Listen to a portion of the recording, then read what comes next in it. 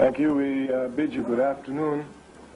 The topic which we have is one which has just been given to me, but it is one in which I've been involved with all my life. And I thought that with this topic, we could just begin to show and to demonstrate how, in fact, as a political activist, and of course this history could be shared for most political activists, how, in fact, I came to, unlike most people in America, begin to see the police apparatus in this country for what it is. Of course, like most people in the United States of America, in my early life, I thought the FBI were these good guys who went around and helped everybody. And I thought that they were supposed to be the guys who supported peace and all this nonsense. As a young man at Howard University, I went to work in the South with the Student Nonviolent Coordinating Committee in Mississippi. And here I thought the legal basis for this work was clear. In fact, all we were trying to do as young students was to get our people the right to vote. Of course, while I may have been a little bit confused about the FBI, I was not certainly... Which one is it? Is it this one? While I certainly was aware of the racist and terroristic nature of the United States of America in relationship to Africans, I certainly had not understood the role of the FBI as an organized force of terrorism against my people. This realization would dawn on me through hard and serious struggle. We said the legal basis for our work in the South was clear. According to the American Constitution, toilet paper. Here it was stated that every man, every woman had the right to vote. Of course, I know the history of my people in this country. I know that my people have never arrived at any position in this country, not even individual positions, without the shedding of blood in mass struggle. This point must be properly understood. It's only when understanding these points that you can come to see properly the real racist and terroristic nature of the FBI and the CIA. I say I know this, and this is clear, all of us knowing here. No one sitting in this room can deny any of the following statements I make. One, for Africans to sit in a lousy 5 and 10-cent store where they want to be, they have to shed their blood.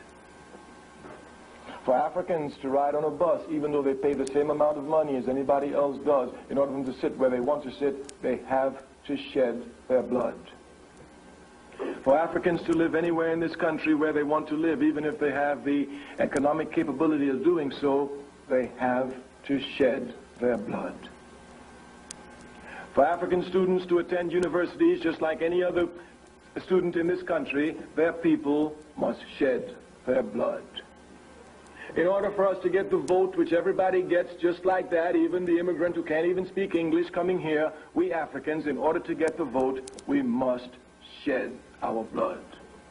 No one sitting in this audience can show me any example of advancement by the African masses in this country, even individual positions of advancements which have not been acquired at the price of the shedding of the blood of the masses of our people.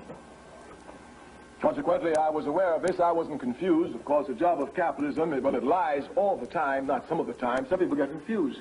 They think it lies some of the time. It lies all the time. Even when it tells the truth, it's a result of a double lie. It lies all the time. So if you're not careful, they will let you think that Africans make progress like everybody else, and the way they write up the history is he was the first doctor in this area, the first student of this university, the first this, and it makes it appear as if this individual who's the first doctor or the first student really worked hard and was special, unlike the rest of the masses of people, and that these qualifications were so much that they had to be granted the position. More lies. No African in this country has arrived at any individual position without the shedding of the blood of the masses of our people. Anytime you see a mayor anywhere in this country, you must know that that mayor arrived at that position only through the shedding of the blood of his people. Anytime you see a student at the University of Delaware, an African student, you must know that student occupies a seat only because of the shedding of the blood of the masses of the people. Of course, the logical conclusion must be clear. Since the people shed the blood for these positions do not belong to the individuals who occupy them. These positions belong only to the masses of the people. The political conclusions must also be clear.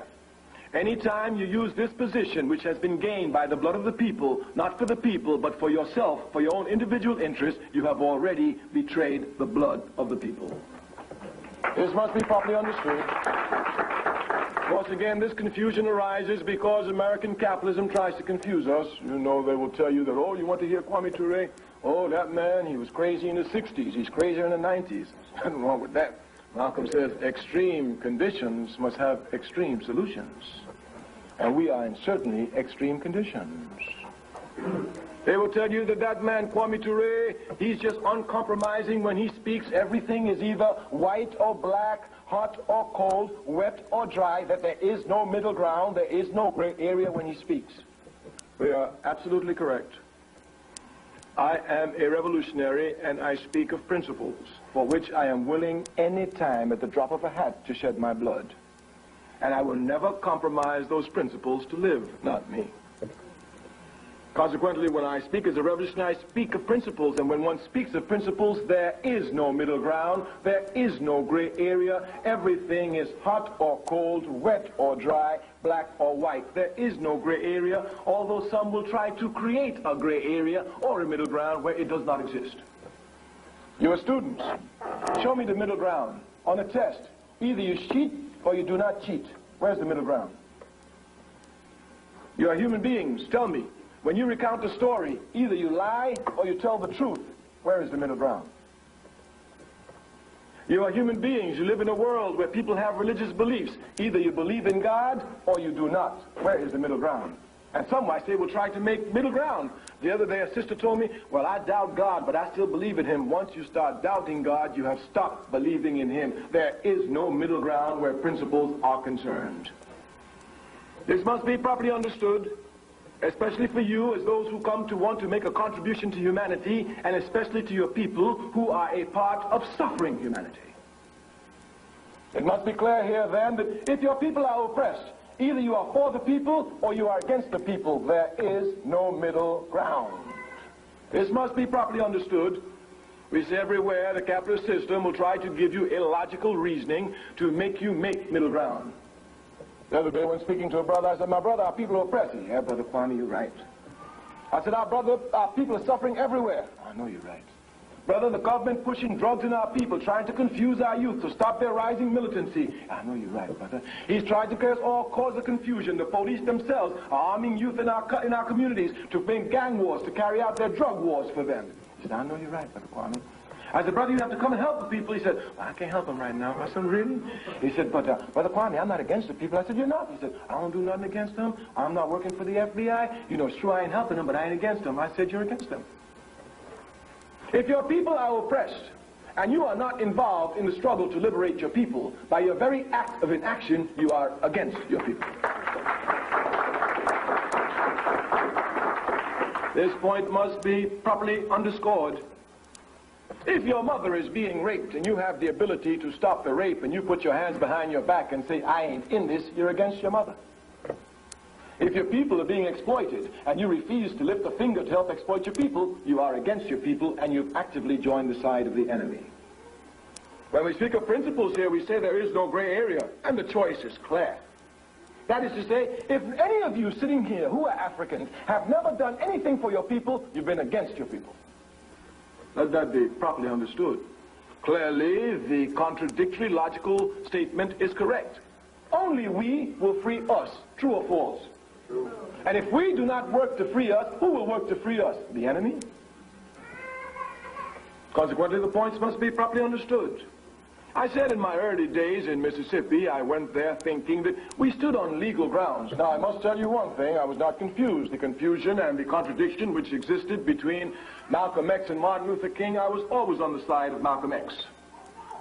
If you would trace quickly the history, now I know one thing, I know when I say things that you should know, I know you don't know because I know you love King, but you don't study King. But just like you love your people, you don't study them, but you love King anyway. Anyway, Martin Luther King had a feeling in the very beginning of his struggles that the federal government was on the side of the poor African masses. And furthermore, he insisted that our job was just to bring out the racism in the South. And once the federal government saw how racist the attitude was, they themselves would come and solve the problem.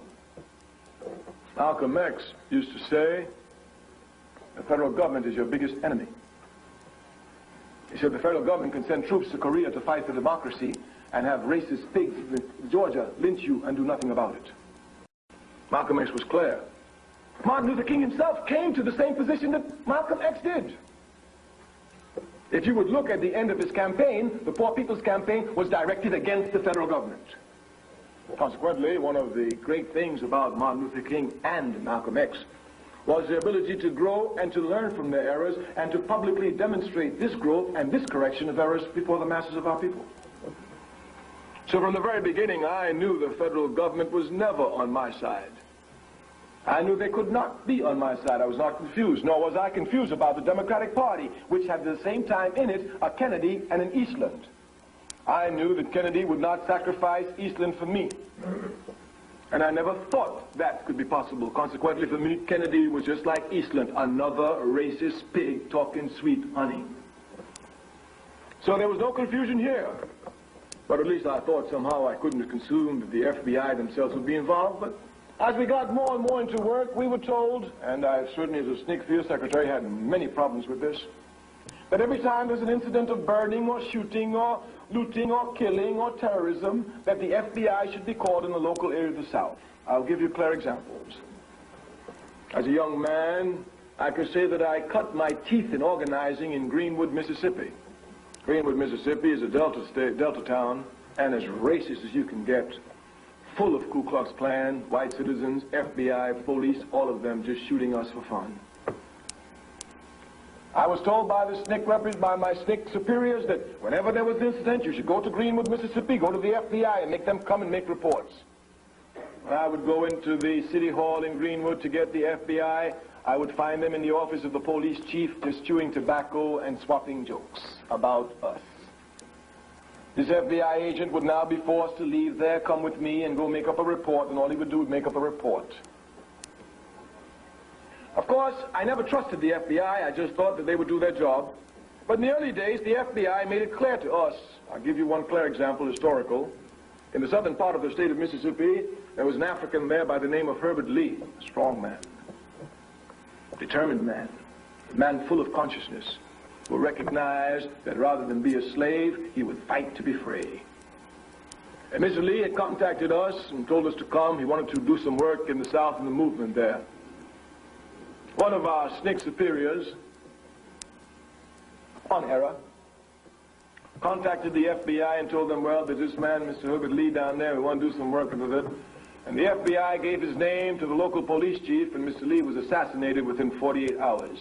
After that, nobody in SNCC looked at the FBI for anything except a chance to shoot these pigs down.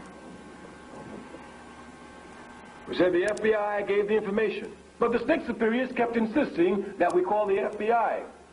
Once, when an incident arose where there was some burning of a house and some brutal terrorism, normal life in Mississippi for Africans,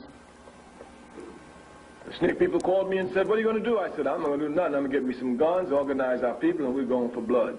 Oh, well, before you do that, you need to get the FBI. The FBI for what? Well, we need to get for what? Well, we know they don't do anything, but we need to get these reports because we're going to sue the FBI for not doing their work, and these reports will help us. Well, I'm an organizer, and I'm a disciplined organizer. I've understood all my life, because all my life I have been in organization, all my life, so I have organizational discipline, something that the overwhelming majority of the masses of my people lack. They simply lack organizational discipline because they've never belonged to any organization. Of course, organizational discipline is necessary. Its first necessity is to inform the individual that there's something more important than he or she, the organization and the principles for which it stands. This is necessary in a country like America, where all aspects of individuality is blown completely out of proportion, where an African will even tell you work for my people. What do they do for me? They ain't never did nothing for me. Do they pay my bills? I'm out here for me and me alone. Don't nobody help me, and I don't need them. America's a backward country. Not only does it make you stupid, it makes you arrogant in your stupidity. Here it is screaming, oh, this is backward. All of us sitting here knows that an individual human being isolated from the human species is totally incapable of making any contribution to life. These are biological facts. If you take a kitten the minute it's born before it opens its eyes, you take a dog, a puppy before it's born, before it opens its eyes when it's born, if you throw both of them in the woods, isolated by themselves, they will grow to their fullest animal potential. The dog will walk on all four, he will bark, as soon as he finds a bone, he will love it. The cat will meow, the cat will chase mice as soon as he finds them. But if you take a child, a human being, the minute he or she is born, without opening their eyes, and put them in their woods, isolated by themselves, if they live, they will never arrive at their fullest human potential. It is questioned whether or not the child will walk. Certainly the child will not talk. And it is clear the child will be able to make no contribution to the society. We push the argument one point further, again sticking clearly within the place of the logics of the statement. We continue to say that a human being isolated from the human species is more stupid than any other animal isolated from its species. Take the same kitten, take the same puppy, take the same child, as soon as they're born, without their eyes open, throw them to live with monkeys. The dog will walk like a dog, bark like a dog, and love bones. The cat will meow like a cat, walk like a cat, and love mice. The child will walk like a monkey, talk like a monkey, eat monkey food, and try to make a contribution to monkey culture. The statement then is clear, crystal clear, so that we can smash quickly all of these nonsensical ideas of individuality. The individual is dependent upon the masses of the people for everything. Consequently, the individual must subsume themselves to the desires, the struggles, and the aspirations of the masses of the people. This is clear. For the Africans, it is even more clear. We say without the slightest hesitation, any African who rises above the masses of his people have only done so by stepping upon their heads. As a matter of fact, any man trying to pull himself up above the people is a stupid man. It's only when the people rise that you can rise.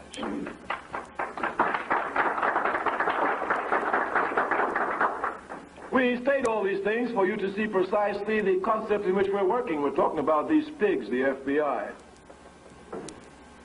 Martin Luther King had a great deal of trust in the FBI. I remember having great discussions with Dr. King about the FBI. Dr. King, they're punks, chumps. No, you know, they're constrained here by jobs, Kwame, and they really do their best. And while it's sometimes hard, you can be sure that in the final analysis, their reports will have an effect. Dr. King had great faith in them. Did you know the FBI was tapping Dr. King's phone? I knew they were tapping mine, that's understood. I've never hid my hatred for them, nor my contempt, nor my desire to destroy them. Not in all my life, not now. As a matter of fact, the older I am, the more determined I become to destroy these pigs. Consequently, that they should try to destroy me is only automatic. Indeed, the great son of Africa, Ahmed Sekou Ture, says, if the enemy is not doing anything against you, you are not doing anything. Right. Of course. Brother, if the FBI ain't doing something against me, what am I doing wrong? You understand? If the enemy is not haunting me, that's something wrong. Because I'm hunting the enemy. I'm hunting him to kill him because he's messing with my people. You mess with my people, I kill you. Just as quick as that, without even blinking an eye. Matter of fact, I'll kill you before God gets the news. No question about it. No question about it. So I understood the FBI should, even SNCC itself, I understood the FBI would follow us. Our policies were quite more revolutionary than Martin Luther King. But would you think that they would tap the phones of Martin Luther King? What is surprising, not too long ago I speak to a young brother. He said, hey man, ain't you afraid they won't kill you? What makes you think they're not going to get you before they get me? Matter of fact, the chance of them getting you before they get me is more because I'm alert. I know they're trying to get me.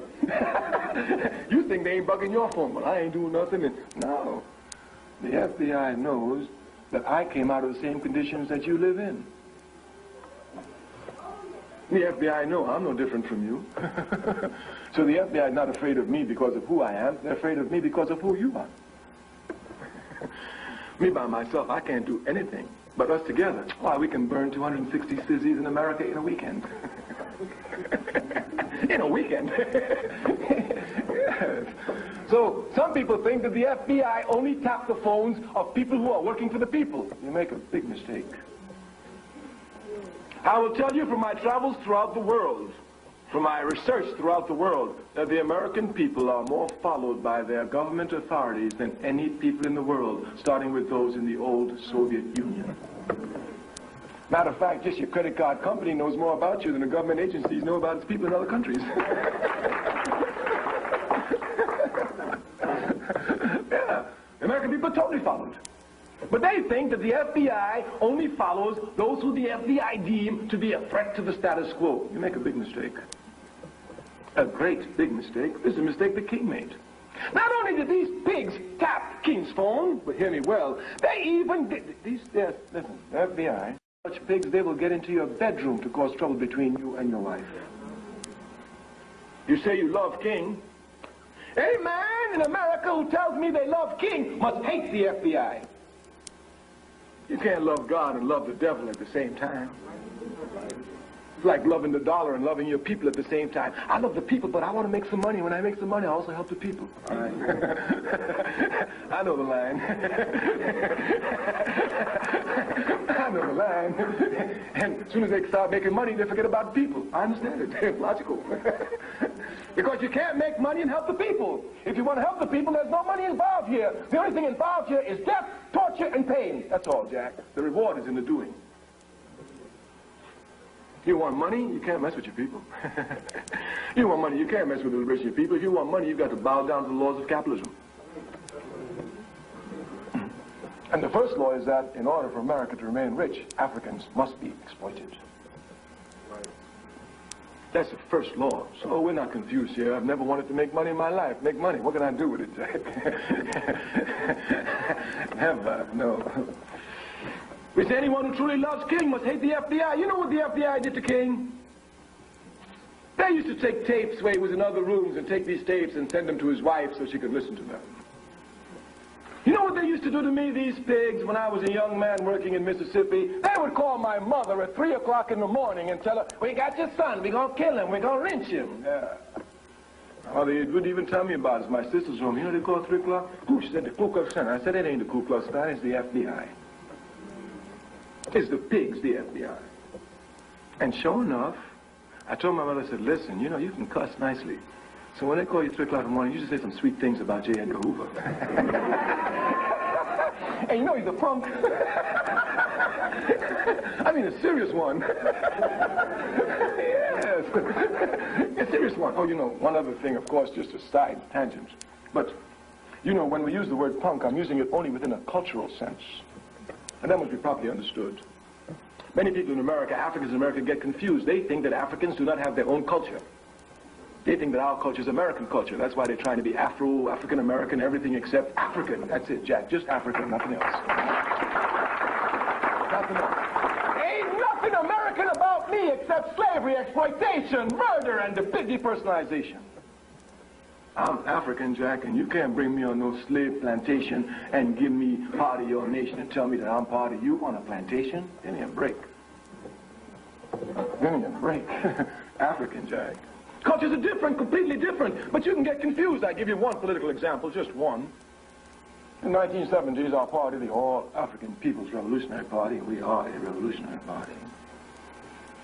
Building our cadre to carry out and arrive at our task, which is our objective, which is Pan-Africanism, and Pan-Africanism is the total liberation and unification of Africa under scientific socialism. We were contacted by some white left groups in this country who said, well, you know, you say you're revolutionary, we're doing some work, nobody sees you, why don't you come, we're having a meeting. So we said, all right, let's go see what they're talking about. They had some coalition meeting in New York where they were trying to put some great forces together, so we went. The first person to speak was a sister. She came on with tight dungarees, a shirt buttoned up almost with a tie, walked up to the platform and said, the first thing we got to do is we lesbians got to let them know that we're not afraid of them. I listened to it. After a while, I made my little statement. About 5 minutes, I thanked them and I left. They called us up and said, we've seen no reaction from you. I said, no, we're not having any from us. They sent one of their representatives to see me, a young white, student, probably past student, but very enthusiastic. He went off on me, said, your party is supposed to be a revolutionary party. Gay rights is an issue. If people are being depopularized, and you take no stand on it at all, none whatsoever. I said, that's correct. He said, how can you call yourself revolutionary when these people are suffering, etc., etc.? Everybody's in this. Jesse Jackson supports us. Marion Barry supports us. I said, they can support you till they die. But me, I'm an African. I know my culture. I stand on it, and no one will confuse me. Not you, Jesse Jackson, or Marion Barry. Look carefully at your culture.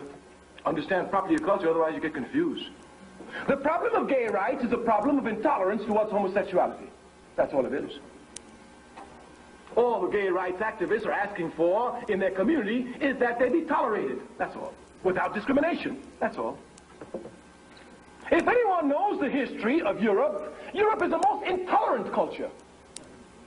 And if one would just look at the history of Europe and its relationship to homosexuality, all the way from the Greek Empire, one will see nothing but bloodshed here and bashing in of heads. In the African community, you have never heard of any one of us bashing in the head of any homosexual.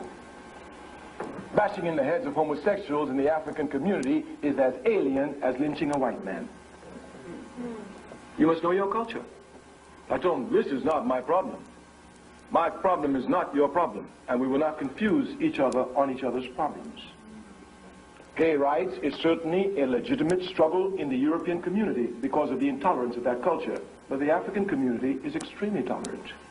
As a matter of fact, we are so tolerant that we ended up here as slaves.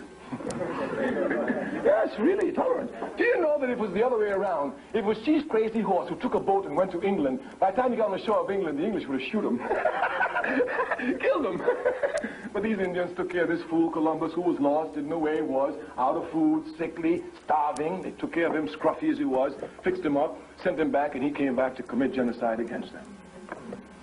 And you know, some people even celebrating 500 years of genocide and slavery. The only thing we can celebrate 500 years of the great resistance of the indigenous people of this country, and they do resist. They do resist. My hatred against the FBI spreads in every area. You know, the capitalist system is a racist system. Its job is to inculcate into our minds a racist statement and have us accept these statements without questioning. Of course, if I were to make the statement today in 1992 that Columbus discovered America in 1492, I'm sure there was some who will say, well, no, that's not true. He didn't discover it. These people were already here, etc., etc. But by saying that, it has no effect upon the fact that they do accept the racist statement that Columbus discovered America in 1492. Let me give you a clear example. Of course, one of the greatest crimes an individual, and certainly a people, can commit is to be ungrateful. Because as a people, we must never be ungrateful. I am willing to bet you that in this room, even though we sit among college students at an institution of higher learning, there are very, very, very few of you, if any of you, that know anything about the United States of America before 1492, or even attempt to find out. Just once they tell you that Columbus discovered America in 1492, even if you say no, but you don't do research before 1492, you've already accepted it by fact and deed. Even if not by word, but we know there's always contradictions in word. If we ask any of you, how many of you love the people? Every hand will go up. How many of you study the people's history every day since you love them? Every hand will go down. We love our people, Brother Kwame. I hear you. So we understand clearly these contradictions. Clearly.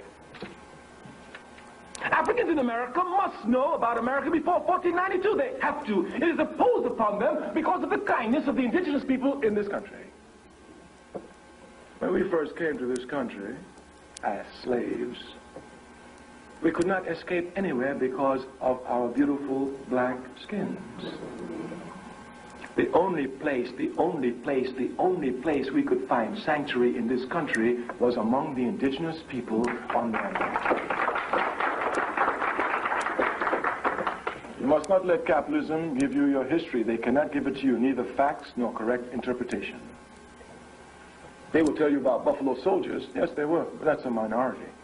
If you look properly at the history here, you will see every time we went to the Indians, they took us in, protected us, and mutually respected us, intermarried with us on a completely basis of mutual respect. Some of us even became chiefs of their tribes.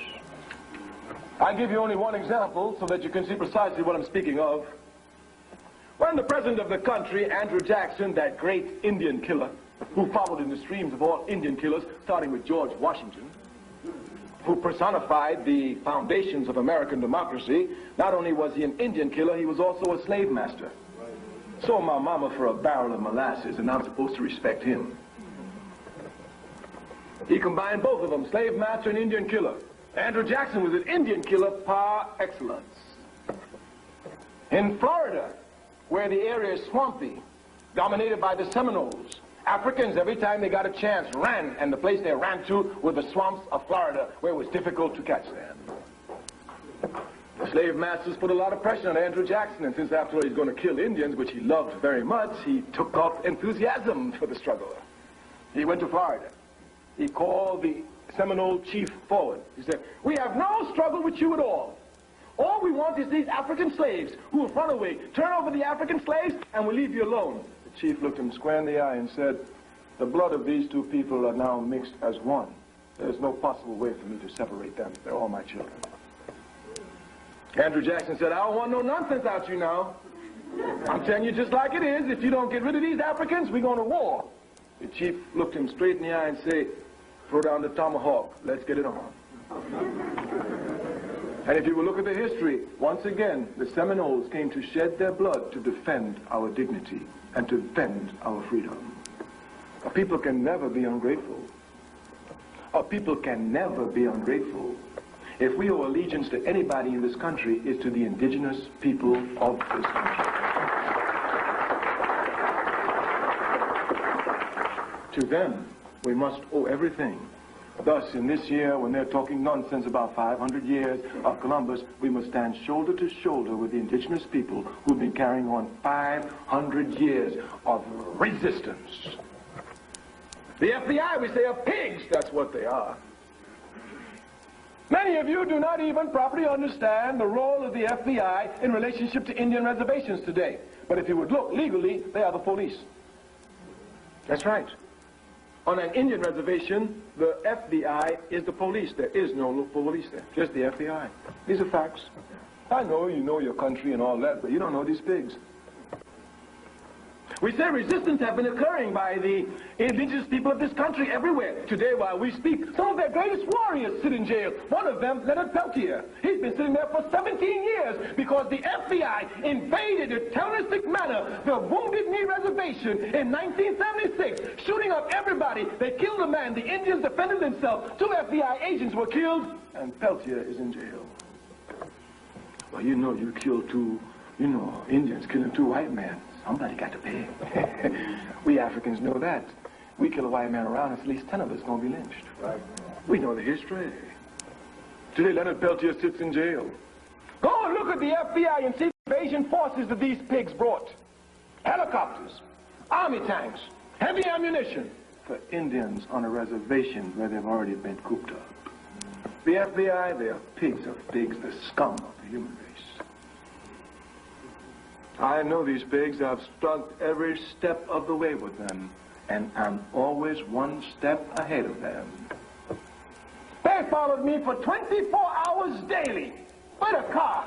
Any house I went to, they would sit outside, waste the taxpayers' money. In the wintertime, keep the gas on, and every 4 hours, you would hear the changing of the guards. When the gas ran out, another car would come, and they would sit there, wasting the people's money, tapping all my telephones, and the stronger they got behind me, the better I was able to organize. I had been trained in SNCC. When I went to SNCC in a little town in the south there, wherever I went, the first thing the local sheriff would do would follow me everywhere. So I got training from the local pigs for the big pigs. Everything has its positive aspect to it, and you must properly understand it. Of course, dodging Ku Klux Klan and sheriff, which is the same in the South, dodging white citizen councils and police, which is the same in the South, will make you sharp to dodge even FBI agents in the North. We say the Indians in this country everywhere are terrorized by whom? The FBI. Go everywhere. This country, American capitalism, has no shame, none whatsoever. They came and took the Indians, take them off of fertile ground, put them on infertile land, thinking that they would be dependent upon America for food. And after having made them independent, they come to find out today that this infertile land is minerally rich. And now they come to put them off of that land too. And in the forefront of it always is the FBI. Let it then be clear, as a conscious human being, as a conscious African, never being ungrateful to anyone who's helped my people, I must stand shoulder to shoulder with the indigenous people. So even if I didn't hate the FBI for what they did to me as a human being, I must hate them for what they do to the indigenous people. Martin Luther King said, injustice anywhere is a threat to justice everywhere. The FBI, they've killed Malcolm. The FBI and the CIA and the New York police killed Malcolm X. Of that there isn't the slightest question. Malcolm X himself said that they tried to make confusion, make it appear as if the Nation of Islam was going to kill Malcolm, but Malcolm knew the Nation of Islam couldn't tap his telephones. The information which the police had, the Nation of Islam couldn't get that. Only the police could get that. Only the police could tap his telephones. Only the police could be able to know and trace his movements as rapidly as it did. The Nation of Islam could not do that. So Malcolm was quite clear. The job of the FBI, we say, is to maintain the status quo of American imperialism. And there's no place on, there's no limit, no limit. Even their budget is unlimited. And they steal. I mean, they steal. And not only do they steal, they are stupid. I tell you this from my own personal contact with them. I worked with them for years, calling them down. I used to see them, I said, this is so stupid. How could he be in the FBI? He was so stupid. He couldn't be a... This one is so stupid, he couldn't even be a slave. And he couldn't even know how to pick cotton. That's how stupid they were. FBI agents. It's a fact. It's a fact. This one too stupid to be a slave. He can't even pick cotton. They were stupid. But the reason why the FBI appears to be successful is because they do whatever they want to do and nobody looks or observes at them at all. That's why they appear to be so clean and so, because nobody's looking at them. But today, since everything changes all the time, everybody is looking at them. And when people begin to look at their past actions, since they never covered it up, because they always thought that people wouldn't look at them, they're in trouble trying to cover up their past actions while they carry on their future actions. Today, life is not as rosy for these pigs as it was a few years ago, and we intend to make it less rosy every day. Every day. Every day. We say they're really stupid pigs. I can understand their job. How can anyone accept a job like that? Listening on a telephone to somebody, bugging somebody when they're their wife, writing phony letters. They wrote so many letters. They used to write letters to my wife. I'm sure that a lot of my divorces have to do with these pigs. Because I didn't do nothing. I'm serious. I said, they write letters to my wife. Used to write letters to my comrades about things I said about my wife. These pigs, listen, I've been fighting with them for a long time. I know that. But they're getting weaker today. Everybody's looking at them today. Congressmen are looking at them today. The masses of people are looking at them today. They're getting weaker. What we have to do is to organize a movement to properly attack them and destroy them. Our party, the All African People's Revolutionary Party, this is 1992, exactly 20 years ago, in 1972, formulated a program entitled Smash the FBI and the CIA. We went to all the left-wing countries, organizations in this country, said, listen, let's join our forces and smash the FBI. Of course, I know, as a political activist, that inside every organization, the FBI is to be found. That's their job, and you must expect it. That's to be expected. That shouldn't make you paranoid or even afraid to travel. On the contrary, your job is to scientifically work so you can continue to work while isolating the FBI agents inside your organization. This is the task. They infiltrate every organization. That's their job. Because and you know, what really got them in trouble was in the 60s, because you know, the FBI is racist. Racist. The job of J. Edgar Hoover, and again I come back to use the word punk in my cultural sense, because you know, for us Africans, the word punk and the word faggot doesn't have the same connotation it does in the white community. And you shouldn't get confused. 3 weeks ago in Africa, someone sent me an article on Reverend Al Sharpton. You know who he is, Reverend Al Sharpton? And he, according to him, he made this statement. I looked at it very carefully. He said, I used to use the word punk and faggot a lot, but now that I have an alliance with the NAP, the New Alliance Party, they are training me not to use the word no more. I said, oh, you just shifted your cultural base, Jack. You just shifted that base completely. Because in our community, we have no intolerance against homosexualities, none whatsoever. And this is a fact, you must understand it. I want to prove it to you. The hardest organization in our community against homosexuality is the Nation of Islam. You ever heard Brother Farrakhan speak? The minister said, all right, you better straighten up your wrist. Yes, Farrakhan gave him no slack. Malcolm was worse, but James Baldwin was a homosexual, had a profound influence upon the struggle of his people in this country. And James Baldwin was a homosexual and didn't hide it. And Malcolm X praised James Baldwin. Even Minister Louis Farrakhan praises James Baldwin. So you must not be carried away by what appear to be contradictions. We say clearly in the African community we are a tolerant people. So tolerant that any time there's an interracial marriage, they got to live in our community. There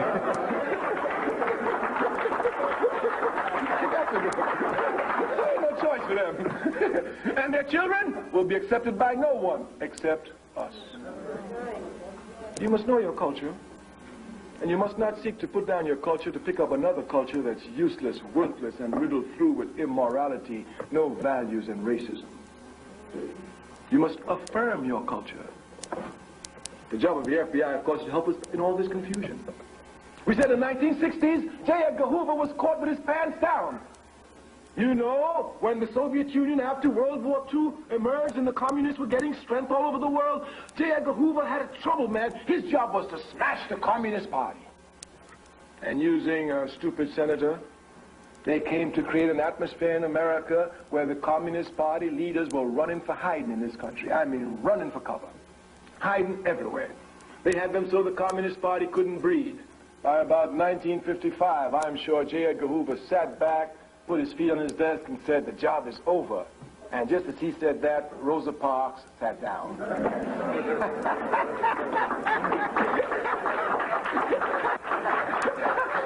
She just sat down. He just said, everything is over, and she sat down. And from the moment he sat down, that pig never sat down again until he died, following the African community in its struggles. He was caught with his pants down. Since he was a racist pig, there were no FBI agents who were African. Everything has its positive value. So he had to hurry up and train some. He had so much contempt for us that he couldn't think that these Africans could even shake the status quo, let alone turn America upside down and put changes upon it in the 60s that will be seen for the rest of its life, no matter how long that is, and it can't be too much longer. He had no respect for us. And so when the movement came up, this pig was caught unawares. There was no way for him to stop it.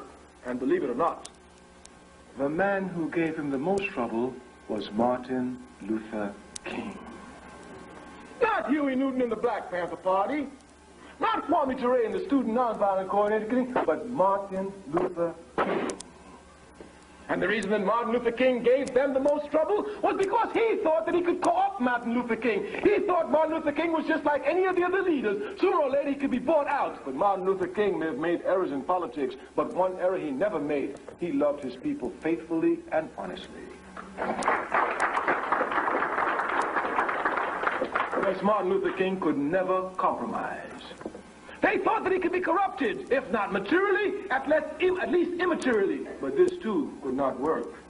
Martin Luther King was an honest man.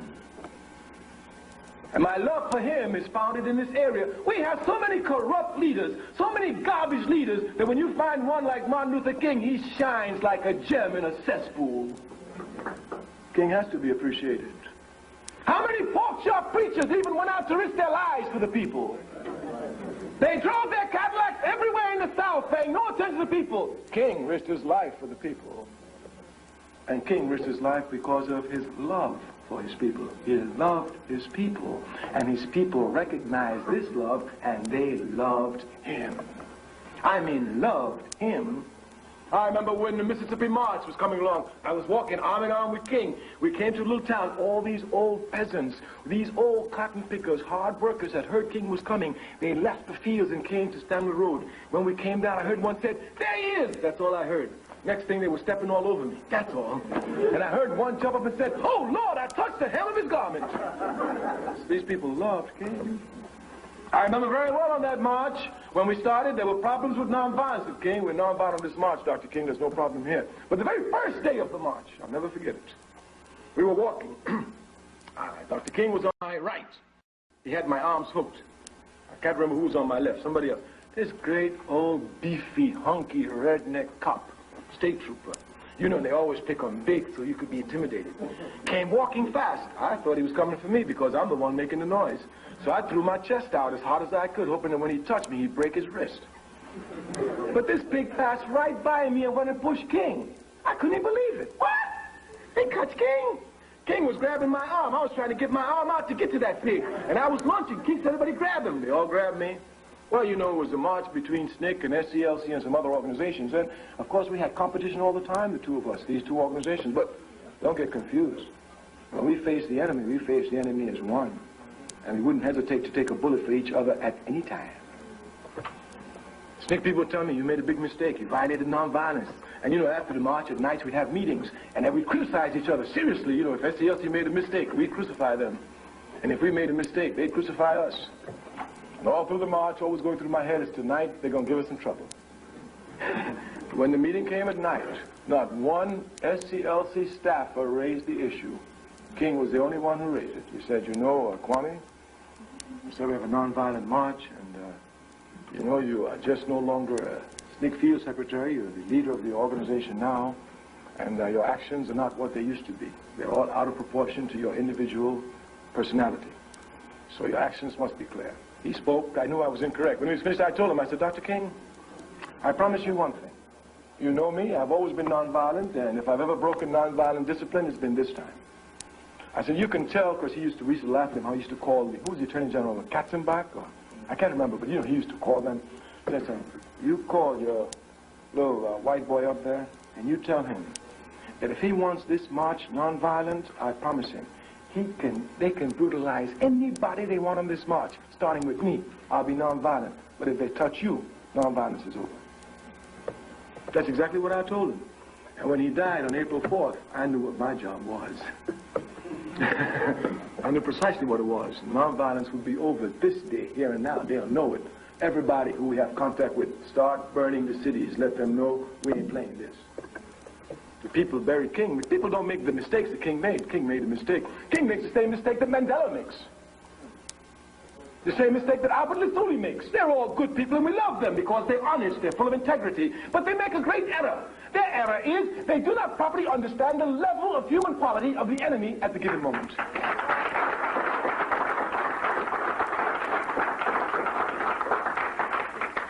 But the people know the level of human quality of the enemy because the people deal with them every day. So why we love King and we applaud for him and we appreciate him, we follow him. When he says nonviolence always, we just look at him nicely. He's nice, you know he means well. But get the guns. Get them. And this can be seen everywhere. If you look at the history of Martin Luther King, when he was in Montgomery, Alabama, he swore nonviolence. They dynamited his house. When they dynamited his house, he talked nonviolence. The people came and told him, hey, you sit down. We're putting bodyguards around your house. King said, well, you know, you don't know nothing about this one, Dr. King. You can lead us, but we're going to take care of you. We're putting bodyguards around your house. And bodyguards were put around the house of Martin Luther King in Montgomery, Alabama, as early as 1956. The people don't play. When the leaders make errors and they love their leaders, they'll protect the leaders. And King's era of making believe that nonviolence should be a principle used at all times was never accepted by the masses of the people. Never. And his death clearly showed that. You must not think that these people didn't love King. On the contrary, it is because of their love of King that they're able to carry on the actions they did to bury him properly, like a guerrilla should be buried, with fires burning everywhere in the camps of the enemy. The FBI killed Martin Luther King. We said J. Edgar Hoover had great deals of problems. He wasn't even thinking about Rosa Parks. He didn't even know who she was. He couldn't think that these Africans could rise up and burn down the cities. These Africans could rise up and cause casualties in America. These Africans could cause America to change their policies because of the relationship outside the world in their struggle with what they call the Cold War and the USSR. He never even envisioned that. These little Africans, be serious.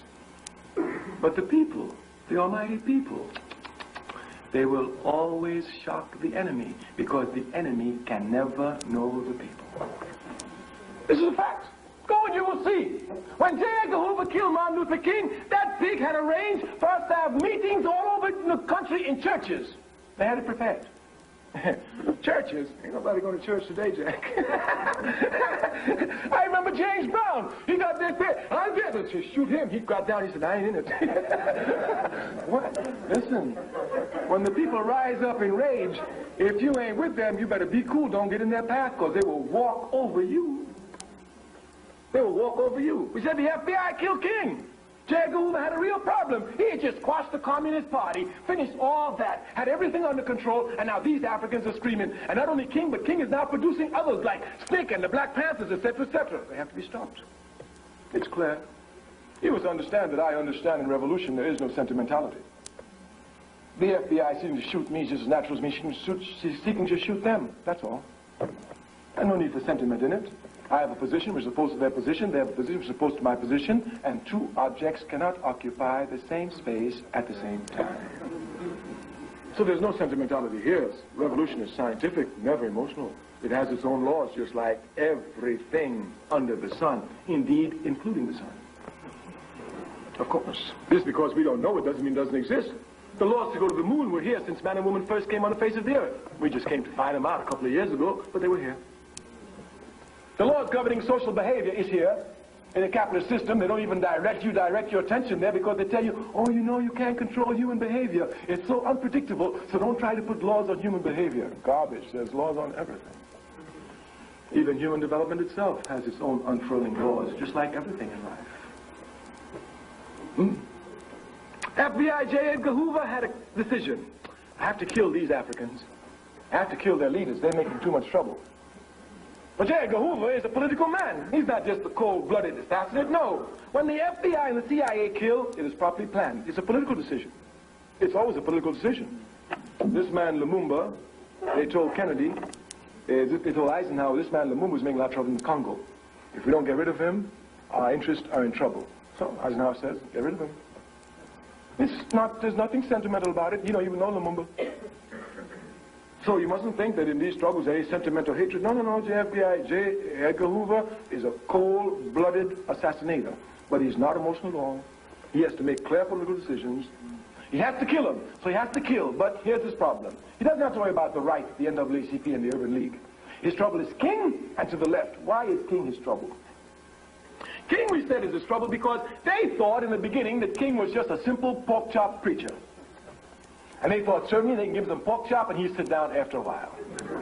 That's just what they thought. That's just what just like they do to all the others. You know, some they don't even give pork chop, they let them smell it and they sit down. You know, what makes me mad with our reactionaries is they sell out our people for nothing. I mean, what makes me mad about Africa is the scum of our race who rules our country sell our countries for Mercedes. These pigs don't know the value of a diamond. They know nothing. They find a diamond. They go to the white man. The white man says, oh, good, I'll give you a Mercedes. Mercedes? Yes, your diamond is worth $1 million. They sell us cheap, you know. Me, if I ever sell my people, I promise you, I sell them for a high price because I know the value of my people. How about $300,000? Okay, you can use that to call me with. Sell my people for chump change? Be serious. But they do it all the time. So since King wasn't one of those chump change preachers, and they gave him a lot of publicity, being sure they'd be able to control him, gave him the Nobel Prize, being sure they'd be able to control him, but the more they gave him, the less he was able to be controlled, and the more publicity they gave him among the masses, and the more the masses loved him.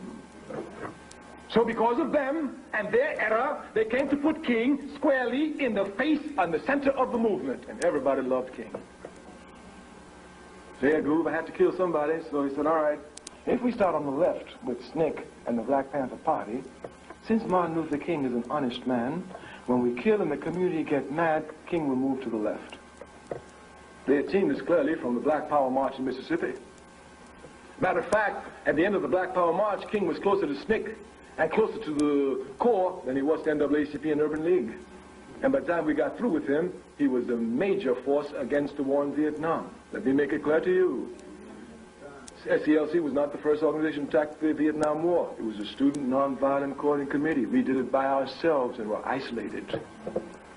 And when we had our meetings, oh, we're in trouble, we by ourselves, we can take them on. I said, no, we're not going to take them on by ourselves. King going to take them on. King going to take them on? Yeah, King going to take them on. We're going to make King take them on. And we worked out a clear program for King. Nonviolent, full of love. Every time you see King, pose the contradictions to him about his position of nonviolence in America and supporting violence in Vietnam. I remember one night in Chicago, I was there and I heard King was there. Oh, and you know, Dr. King was like all clear African men had appreciation for all beautiful things. And I went to see him with some nice, beautiful things. It was 1 o'clock in the morning. And we sat down. I said, I haven't seen you in such a long time. I said, oh, Dr. King, these two young sisters have been dying to meet you. If they don't meet you, they'll kill me. So we met them, sat down. We talked a little while. I said, Dr. King, you remember, what was that brother's name? Oh, okay. Do you remember Frank Hughes? He said, Frank Hughes. Frank, he said, yeah, Dr. King, remember that's his brother down in Mississippi? Oh, yeah, I remember him, Kwame. What happened? Where? I haven't seen him in a long time. Where is he? I said, you remember how he joined the movement? You gave him so much advice on nonviolence? Because he was a little rough brother, lumpen proletariat. Couldn't believe in nonviolence. And King himself sat the brother down, talked to him. The brother got convinced. I said, remember King said, yeah. He said, where is he, Kwame? I said, Dr. King, he's dead. He's dead. What happened to him? Well, he got shot in Vietnam. In Vietnam? Yeah, Dr. King. I guess your nonviolence didn't go far enough to Vietnam. Or maybe it did. Maybe he just put his gun down and let the Vietnamese shoot him. Hitting him hard, without pity and without mercy. But Dr. King, that's your policy. You tell us to be nonviolent here, not to be nonviolent in Vietnam. That's what you get. We knew that the forces of the FBI, through all sorts of infiltration, were trying to stop King from taking the correct position. Telling him that, you know, this is not domestic matter, you shouldn't get involved in this international matter. The political problem for King was clear. Once he came out against the war in Vietnam, he must come out against the federal government.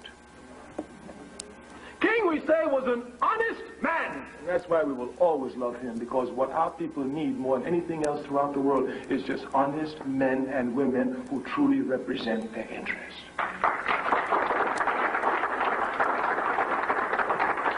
That is all that we need, nothing else. King knew precisely when he did it. But King, oh, King, generations will praise you. They don't know you yet. They will come to know you. King was a man who could come to criticize himself publicly without the slightest fear. The American capitalist system job is to confuse us, so they give you, I have a dream, I have a dream, I have a dream as his greatest speech. Anybody knowing King knows that the I have a dream speech is one of his most mediocre speeches. Anybody knowing King. But some people don't even know King. They don't even know the speech. All this, I have a dream. The American capitalist system can give you the most shallow understanding of history. The most shallow. Most people in America know Nelson Mandela. They don't even know who the ANC is. We won't even talk about the Pan-Africanist Congress of Tanzania. They will give you a shallow understanding. Dr. King recognized he made an error, and when he came to criticize himself in his speech against the war in Vietnam, which is one of his best speeches, but they won't play that one for you. But if you really love your people, I recommend that you go and listen to that speech. Even if you can't read and don't like reading, it's on a record. And if you can listen to rap, ain't nobody can rap like King. I'll tell you the truth, it's fact.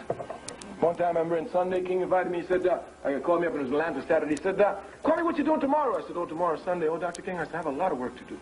He said, you're not going to the Lord's house? I said, oh, the Lord has to forgive me, you know. But I'm just a mortal. I'm not like him. He can work 6 days and rest on 7. I got to work all 7. He said, well, I want you to come to my church tomorrow. I said, well, Dr. King, we have a lot of work. He said, well, I'm preaching tomorrow. I said, well, Dr. King, in that case, I'll definitely come.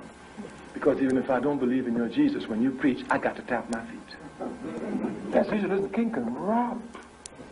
If you were listening to this speech, King, in criticizing himself, said, there's a point where caution can become cowardice. And he was speaking about himself. And when he came to speak, he recognized precisely what the problem was. It was against the American government. And his statement was, my government is the perpetrator of the most terroristic crimes in the world today. He said it. The die was cast here, Jack, if others didn't know it. Even we ourselves in Sticks said, uh-oh, we pushed King, but now he's gone to the brink. I myself didn't think he would go that far, but King was an honest man. When he saw he made an error, he corrected it. The Chinese say if you make an error, you know it's an error, you don't correct your error, you made your second error. King never made this error, he corrected it completely. King went after the American government and mobilized people against the war in Vietnam till he came to occupy the center stage against the war in Vietnam. Here, J. Edgar Hoover was really in trouble. Yeah, he was trying just to stop the Africans in America, and now they jumped to Vietnam. These little cotton-picking people going to talk about international policy against the government? You know that racist pig was steaming. Had to kill now, there was no question about it. And not only that, we used the cover of King, the Student Nonviolent Coordinating Committee, to attack the draft.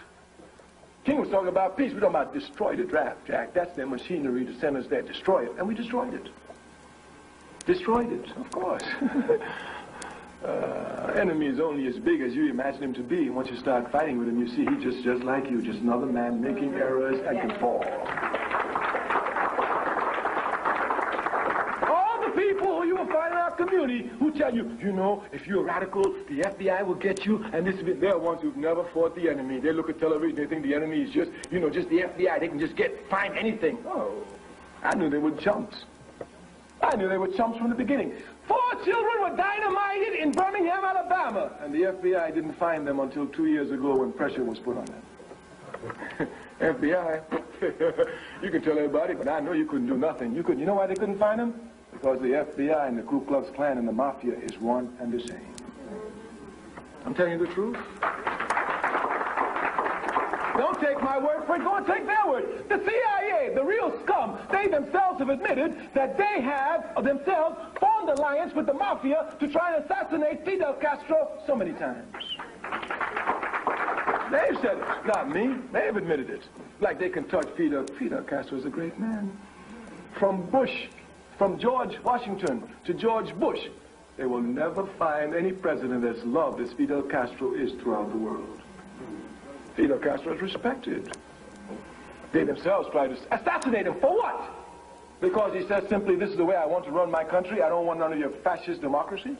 Like America can give democracy to somebody bathed in genocide and slavery, you're going to give democracy to somebody. Come on, be serious. You can't give democracy to a dog. You can't give it to me. I built your country and you shoot me in the street like a dog. And you come to tell me about you're going to give somebody democracy? They don't even know how to spell it. You see, J. Edgar Hoover was in serious problem. He had to kill. But how to kill? If he started on the left, since King was an honest man and the people would get angry, King would move to the left. And when King moved to the left, he would move the entire people to the left. There was no question here. Therefore, a cold, calculated decision was made. Kill King first. It's like we say now, you must not get sentimental. King himself knows the position he occupies, just like any conscious man fighting a war knows, just like any soldier in Vietnam. He said to me, weren't you afraid when you went to Mississippi at 18 years old, 19 years old? I said, well, if I didn't go, I'd be in Vietnam. I don't see the difference in terms of the danger. Only difference, of course, I'm not going to be no mercenary for nobody, that's for sure. I only fight for my people. I decided a long time ago, my blood belongs to my people, nobody else. Nobody else. American imperialism will never get this one. Go fight in Vietnam. Baghdad, I don't even know the place. Go fight where? No, Jack, I don't know Saddam Hussein. I don't even speak Arabic, so if you insult me, I don't know, but I know English. And I knows who insults me.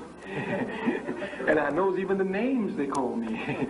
So I'm not confused. I knows who my enemy is, and it is the FBI and the CIA.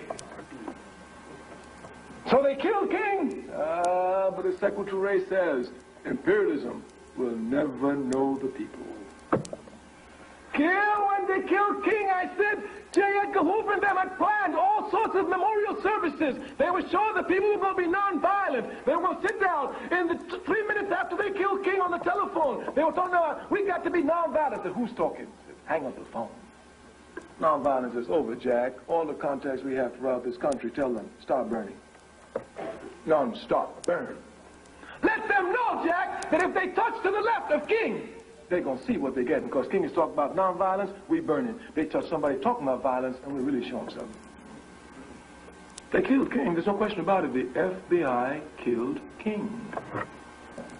The FBI will be smashed. Of that, there isn't the slightest issue. The CIA will be smashed. Of that, there isn't the slightest issue. American imperialism everywhere is in serious trouble. As a matter of fact, everyone knows what George Bush knows. The United Nations is the best that the American dollar can buy. Just like all America's friends, look around the world. All Americans' friends are the best the American dollar can buy. When the American dollar falls, America will have nothing but enemies. Nothing but enemies. Indeed, the FBI, one of its secrets arm was this unlimited budget. It could bribe people, pay informers. Oh, they could do everything with money. But money cannot buy conscious men. Money cannot even come near conscious women. My grandmother used to tell me a long time ago, she said, son, if you have a friend and you try to buy him, you'll have an enemy. Everyone knows you can't buy friends, you can only buy enemies. Bush doesn't seem to know this. He thinks the one he buys, they really like him. He thinks like a slave master believes that all her cotton-picking, grinning from air to air slaves really, really love her and will die for her. None of them will burn her plantation. Some of us are crazy, we do burn. Bush is in serious trouble. The American capitalist system is in serious trouble, and the FBI shows this contradiction most of all. Look and you will see. Even CIA agents now have to quit the CIA and come before the people and tell the truth about the CIA. Look everywhere, you will see it. When in 1966 we said the CIA overthrew Nkrumah, we had no facts. People said, oh, you know, they're always saying something, but today nobody can say that. Even Stokely in his book gives the proofs, names the agents who were instrumental in overthrowing Kwame Nkrumah. The CIA has a history throughout the world that is hated by people. Hated everywhere, and it's righteous hatred. The people in America must understand what their responsibility is. The government, which speaks in their name, creates hatred for them all over the world. You think that Bush thinks he has a victory in Baghdad? It's nothing but a failure. Throughout the world, the hatred for America is astonishing. I live in Africa. Where I live, there are many reactionary forces. I mean reactionary. And I was surprised. During the war and after the war, when I go to talk to some of these reactionary forces, the insults they would heap on America made me sound like an Uncle Tom. How would they ask me, how is it possible for him to go and kill all these children who have done nothing to him? Say he's going there for Saddam Hussein. Saddam Hussein is still alive. He ain't doing nothing to him. How can he justify that? The American capitalist system has a logic of its own. And those Africans who don't think but just follow unconsciously follow that logic, but not everybody follows the logic. They are laughing because the Soviet Union has fallen apart. They're having a great, great hurrah. You know what the people say outside America? Gorbachev is a fool. When he had socialism, he had a strong country, was respected and even feared by America. He was helping everybody. Today he's got a tin pan begging America for money because he gave up socialism. The facts are clear. You must not think there's only one side to every story. There are always two sides to every story. And you must not think your side is the only side. There's always the other side. Of course, one of the tricks of American capitalism in giving education is that it gives only a one-sided view of reality.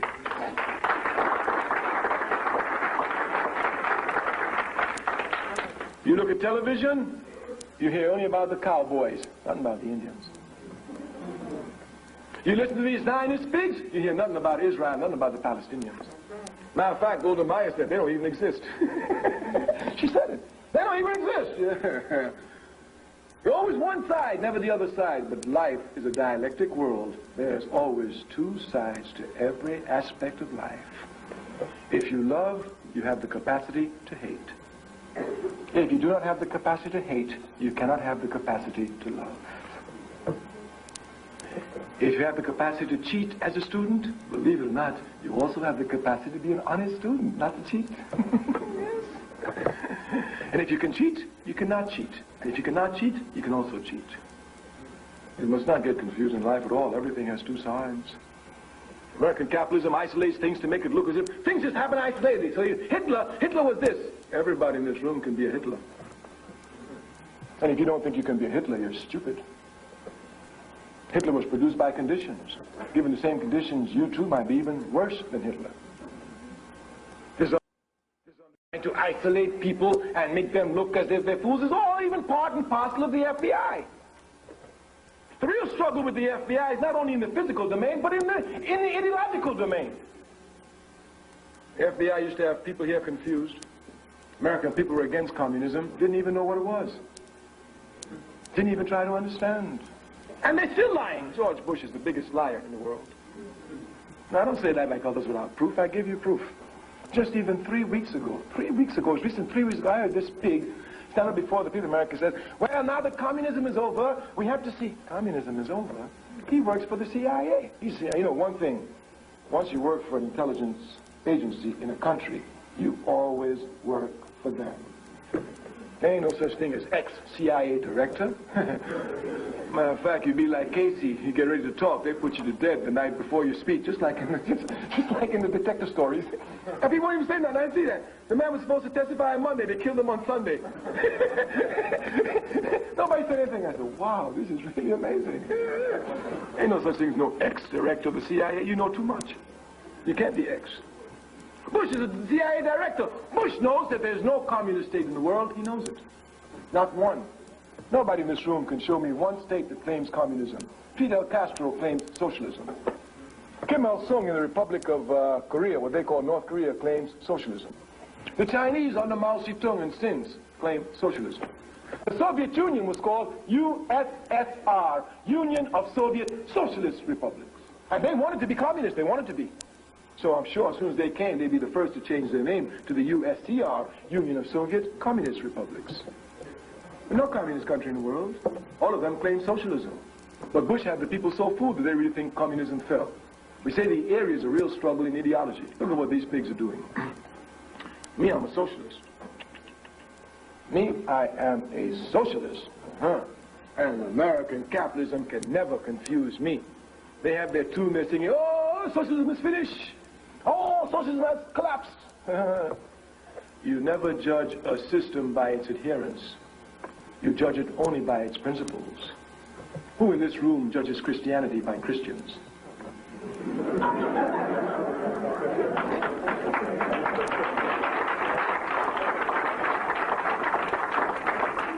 Indeed, were we to judge Christianity by Christians, it crumbled with Judas. The level of human quality throughout the world is rife with corruption. People betray Christianity just like they betray Islam, just like they betray socialism. But we do not judge Islam, Christianity, or socialism by its betrayers like Gorbachev.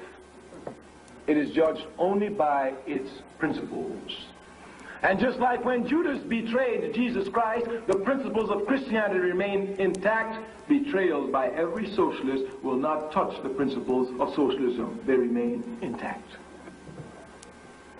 So the capitalist system will do everything to confuse you. There are only two economic systems in the world, capitalism or socialism. Just two. Just two. And there can only be two. Every economic system must answer one fundamental question. Who will own and control the wealth of the country? Who will own and control the means of production? The question can only be answered two ways. Either a few will own or everybody will own. It's as simple as that. There's no question that socialism is the inevitable system that will sweep the world. It's the only just system. And human beings, they fight for justice. I mean, they fight for justice. Like Dr. Martin Luther King said, they make a way out of no way. They fight for freedom. And they will continue to fight, and they will arrive at it. The job of the FBI is to destabilize fighting forces. I tell you, they're my enemy. I was the chairperson of the Student Nonviolent Coordinating Committee. I was the honorary chairman of the Black Panther Party at the time when the FBI wreaked havoc on us. I know these pigs. I know them well. But I promise them, as Africa is my mother, they shall be buried in the ground before the wrath of the righteousness of the people. I only hope I'm alive so that I can be in the front lines walking over their chest. But I promise you, like the Honorable Marcus Garvey, if I'm dead, when March comes for the FBI, I'm coming out the grave to help be in it. Our concluding remarks are clear.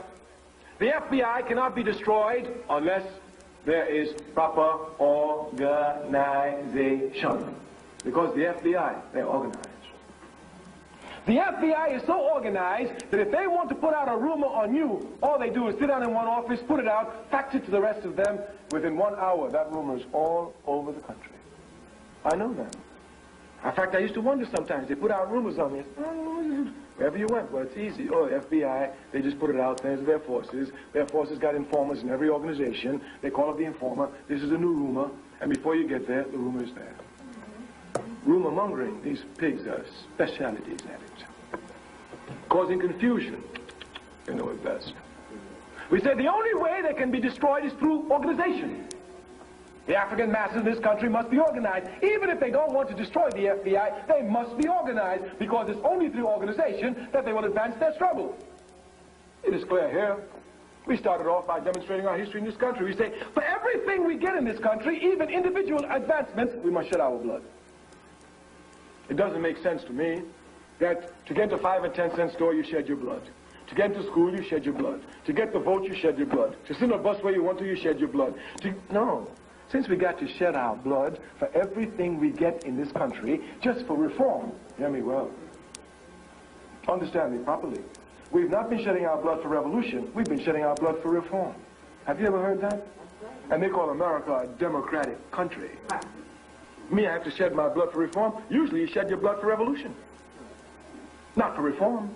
But all we've been making reform. And just for reforms, we've got to shed our blood. So if you're shedding your blood here, there, isolated for reforms, logically it makes sense that we get together, organize ourselves, make revolution, shed our blood one time, and be free. The logic is clear.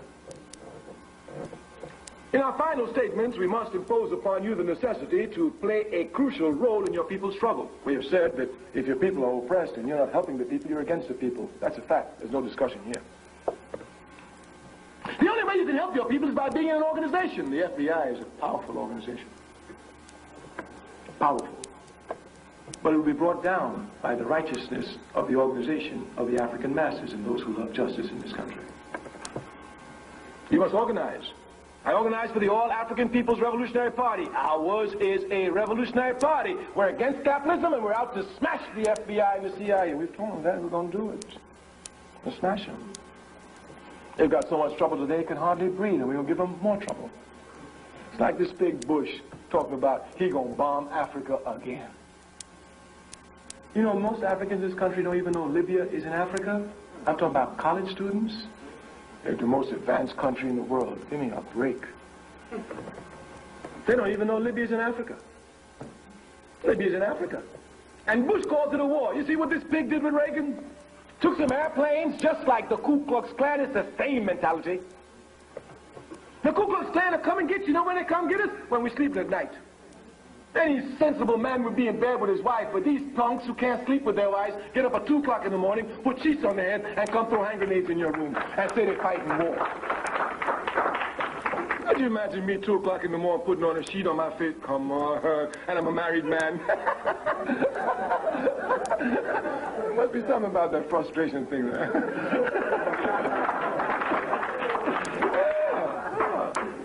The Ku Klux Klan come to 2 o'clock in the morning, burned your houses right away and said they had a war and a victory. Reagan and Bush takes planes from London, go all the way down, halfway around the world, drop bombs on Libya for 8 minutes, destroying, wrecking, and havoc at 3 o'clock in the morning when the people are sleeping, fly away, and Reagan says, we waged the war and we won. And now they say they want to do it again. The only way we can stop them is to let Bush see what the real conditions are in this country. Keep this pig so busy in America, he don't have time to breathe outside of America. And the people who can do that best is the African masses in America. Because they always underestimate us, just like J. Edgar Hoover did when Rosa Parks sat down.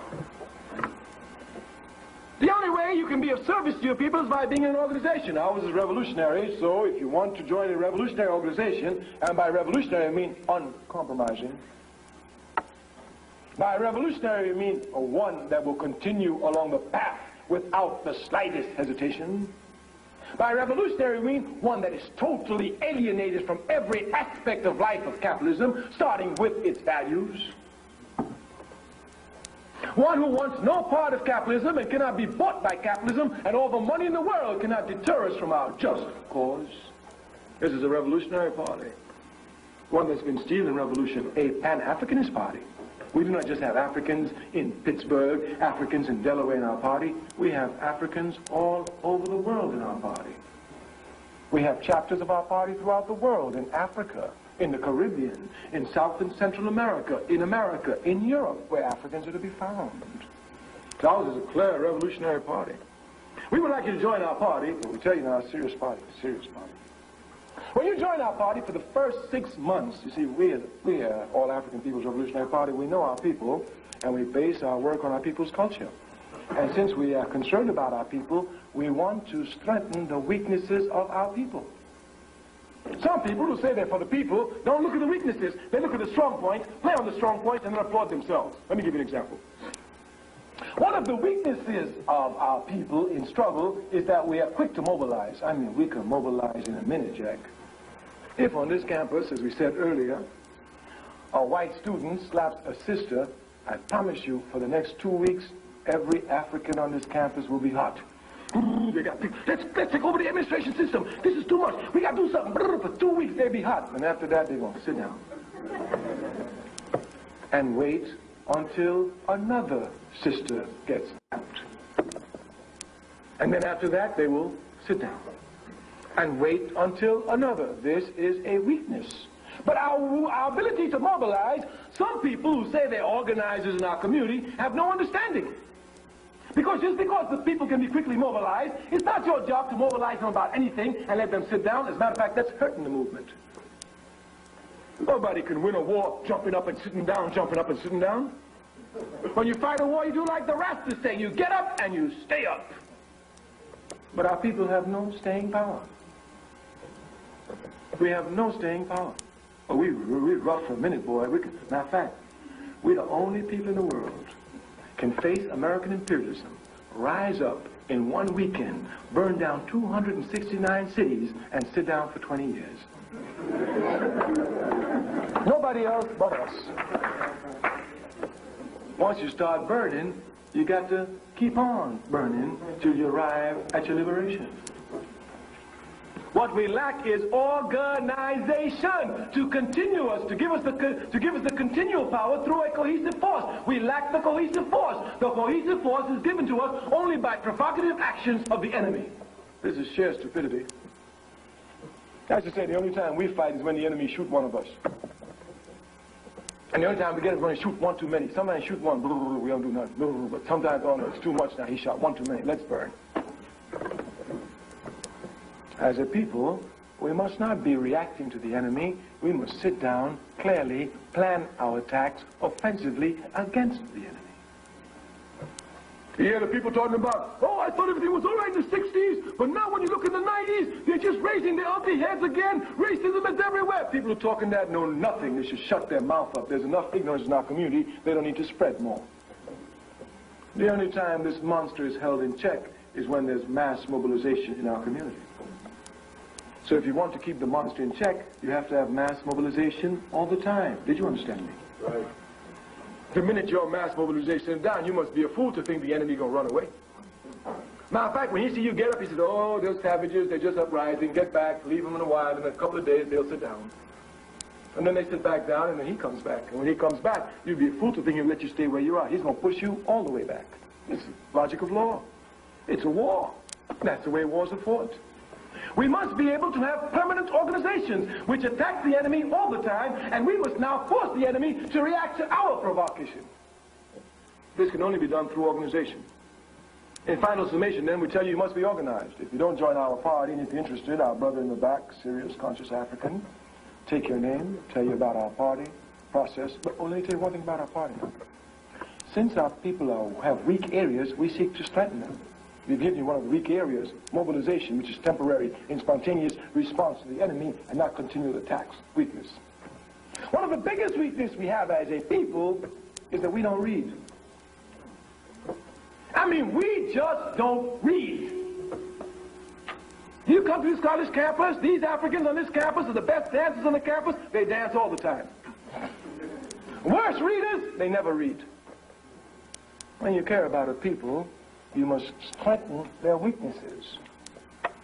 If you say you love your people, you must strengthen your weaknesses that you have so you could be stronger and a more effective fighter for the people. Do you know that our people don't read so much, and because they don't read, they know nothing? Like even Christians, Jack, call themselves Christians, they don't even read the Bible.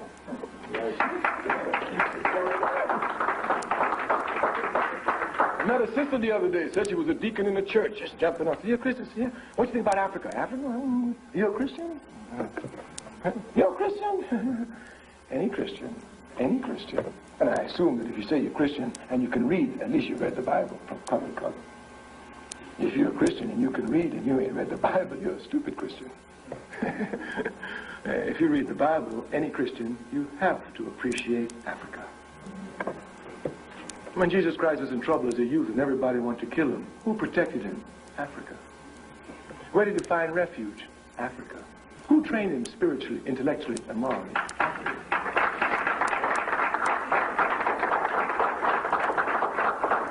First country mentioned in the Bible, Genesis 2, verse 13, Ethiopia. Might be called Cush, but you know Cush is the ancient name for Ethiopia. Europe is not mentioned in the Bible till near the very end by Revelations. These are facts. The first church in the world comes out of Africa. The first monastery in the world comes out of Africa. The very intellectual development of the church comes out of Alexandria, which is in Egypt, which still is in Africa. I say any Christian who doesn't appreciate Africa is not a Christian at all. What Africa has done for Christianity, even the most racist pig Christian must bow down before. So it is when you don't know your history, you get confused. But you know, some of us don't even begin, we begin our history in 1619. Don't even go back. Well, I'm an American. You know, no. You can never begin your history in the arms of your enemy. All you'll have is your enemy's rendition of your history. Many people who are enslaved, fighting to be free, cannot begin their struggle in the point of their capture. No, they must go back to when they were free. To give them inspiration, to push them to fight for higher qualified level of freedom. Consequently, any African in America seeking to find the truth about situation must begin the history not in 1619, not on a slave ship, but in Africa. If they don't begin in Africa, they are lost from the beginning. They will end up as good slaves. If you would just look at your history, you'd not get confusion. The other day, at a discussion, I saw that I'm anti-Zionist. Me, I'm anti-Zionist, Jack. To the max. And say, you know, George Bush just fought hard to have them change this resolution from the UN and say that Zionism is not racism. Man, I said, what do you think about that? That ain't no problem. If Zionism is not racism, George Bush is not a racist. But whom you playing with? It's because he buy the UN and those punks sign up and say that it's racist. Zionism is racist you can get. So I was saying I was anti-racist. A little student, a Zionist student, jumped up and said, "Well, you anti-Semitic and you anti-Judaic." Me? Anti-Semitic and anti-Judaic? Never. Anti-Zionist? Always. I can never be anti-Semitic. Not me. I support the PLO. I give them unconditional support. I love Arafat, and Arafat is a Semite. They will confuse you. Me, I support the Palestinians as Semites. Golda Meir is no Semite. Perez is not a Semite, he's a Cossacoid. Nobody gets confused here. They use words and confuse you. And I say, you anti-Judaic. Me, anti-Judaic? I'm a conscious African, Jack. I'm proud of Africa. And I know Africa gave Judaism to the world. I can never be against that.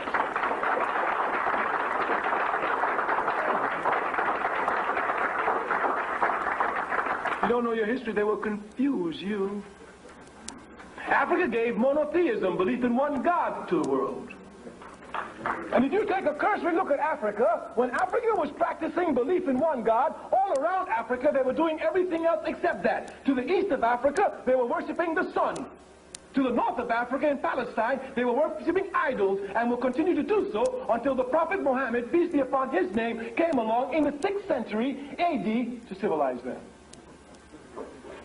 These are facts. That's why Judaism had to be born in Africa. It was only in Africa that it could be nourished, because it was only in Africa that there was belief in one God, monotheism. Even in the Bible, if you will read it, Christians, well, you know, these Christians want to get their Bible teaching off the television these days. It's everything off the television, yes, sir. Yeah. If you would read your Bible, it tells you that Moses married an Ethiopian woman by the name of Hannah. If you don't know nothing, one thing you must know: anytime an African mates with any other offspring, the black gene is the dominant gene. So I know that Moses' children through Hannah had to look a little bit African. Just a little bit. You know, just maybe some frizzly hair, just a little bit. Just a little bit. Yes. So me, I'm not confused at all. Judaism is a religion. It's not a nationality. It never will be.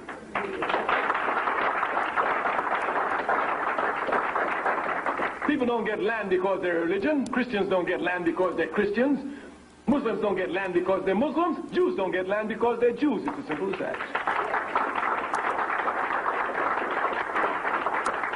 Only nationalities get land. Zionism is a racist political system. And it really is confusing. I know you know. You must know these things because they affect us. Man was saying, well, matter of fact, in the early days of our party, we used to fight against Zionists. You know what they used to say? FBI put out the rumor. Oh, they get a lot of money from the Arabs, and they're carrying on the Arab struggles for them. Could you hear that? Like if Zionism is just attacking the Palestinians and don't do nothing to me. All of our political people in this country who say they represent us bow down before Israel. All of them, before they get elected, they wear a yarmulke cap to show everybody where they stand. They fall before the altar of Israel, hollering unconditional support. When Israel says jump, Bush says how high. Go and ask our Arab groups, and they will tell you who controls our culture in this country and the problems they have in trying to educate their youth. Zionism controls our politics in this country. Zionism controls our culture in this country. And people tell me it's not our enemy. If you don't want to fight, sit down. Don't cause confusion, Jack. Me, I'm a fighter for my people. And any force affects my people, I'm going to expose them and destroy them. That's my job. That's my job. I hate the enemy with a profound fashion. As profound a fashion as I love my people. I'm not confused. You can't say you love your people and not hate the enemy. You don't hate the enemy because you don't love the people. Simple as that. Of course, we know we don't love the people. Because if we love the people, we would be an organization studying the people's history. Can you say you love somebody and not want to know everything there is to know about that person? No way. How then can you tell me you love your people and organizations? I'll tell you, we are so disorganized that bad organization is better than no organization at all. So you can run with that one somewhere else. Tell it to the clock. It's got